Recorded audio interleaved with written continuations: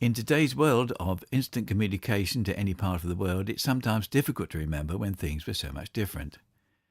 In the 1940s, any idea of a personal phone was restricted to the pages of comic books, and any notion of an internet would have been regarded as pure science fiction.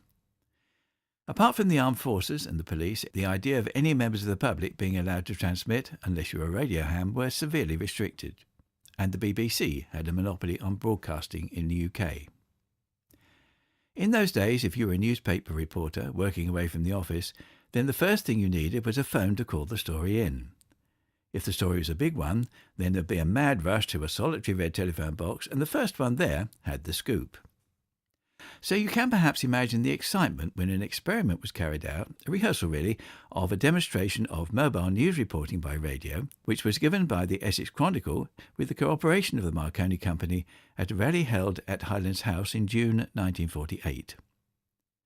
A report of the event appears in the June 15th edition of the Newsman Herald. The reporter was Gil Saunders. It was an ordinary 10-horsepower car, parked amongst other traffic in Tyndall Street. The pencil-like area which wagged by the windscreen might have been for a normal car radio.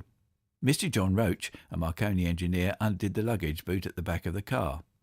We saw what looked like to our inexperienced eyes a couple of neat aluminium cases, small enough to allow plenty of ordinary luggage in the space.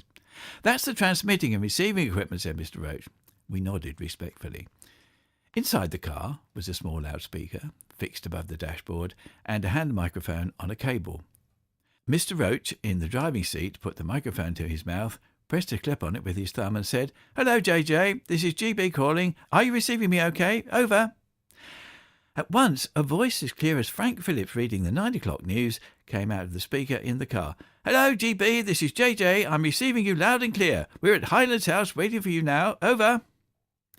Mr. Roach drove away from Tyndall Square, and as the car proceeded on its way, we all had a hand in this two-way conversation. Parker asked if the noise of the car interfered with the reception, and Mr. R.A. Munday at Hylands said it made no difference at all.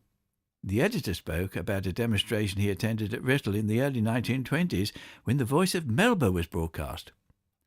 I read out the stop-press Essex cricket scores from the Newsman Herald.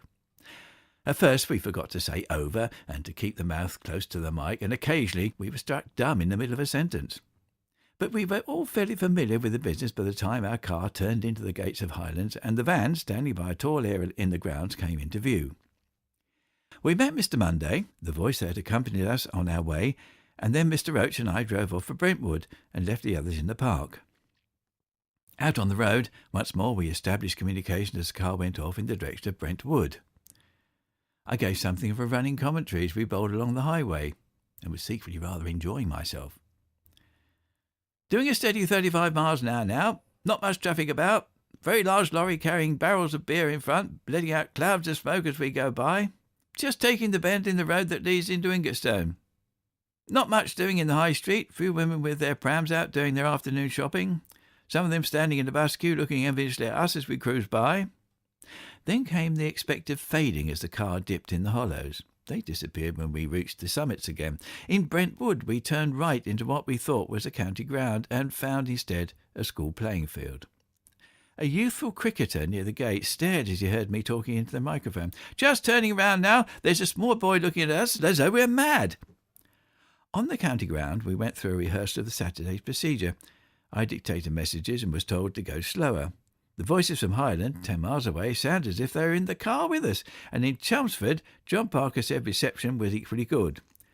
We exchanged jokes about offers from the BBC. Then the car turned round and headed out of the ground and for home again. The two-way chat went on with light-hearted abandon.